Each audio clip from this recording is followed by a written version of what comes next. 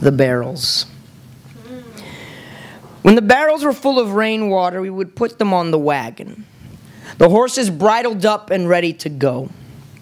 As our seats would jostle in the bumps of the road, we would smoke cigarettes and make jokes about the girls we longed to fuck. Along the way, men in their yards would stop and smile, nod their heads at us in approval. Little boys would stare. Some of them would salute. We saluted back with a laugh and a wink. The women would come out of their doors, swoon, and wave their white handkerchiefs. We passed the dark bottle between us. We would finally make our way to the cemetery and slowly through its gates.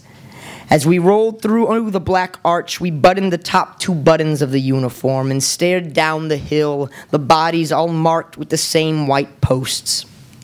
The posts sticking straight up out of the grass, they looked like markers so the planes would know where to land, except there was no space for that. We made our way down the paths, and at every row we'd stop to empty the barrels out over each one of the graves, give the boys a drink. As we poured the water, we would laugh about those ladies with the kerchiefs and what we would do with them later tonight in town, what the sweat on their thighs tasted like. By the time we finished with the barrels, dusk would be setting in.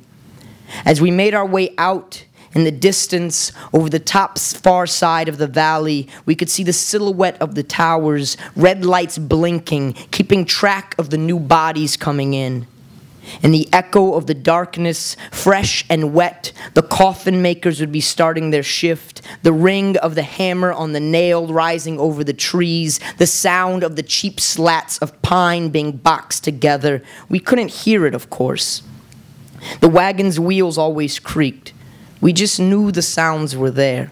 The whole town did. It's why every night we all got drunk and we all got fucked, and in the morning we would all sing the same song, look out the window and pray the mist outside was just a fog and not the ghosts that we had all made together trying to come back to us.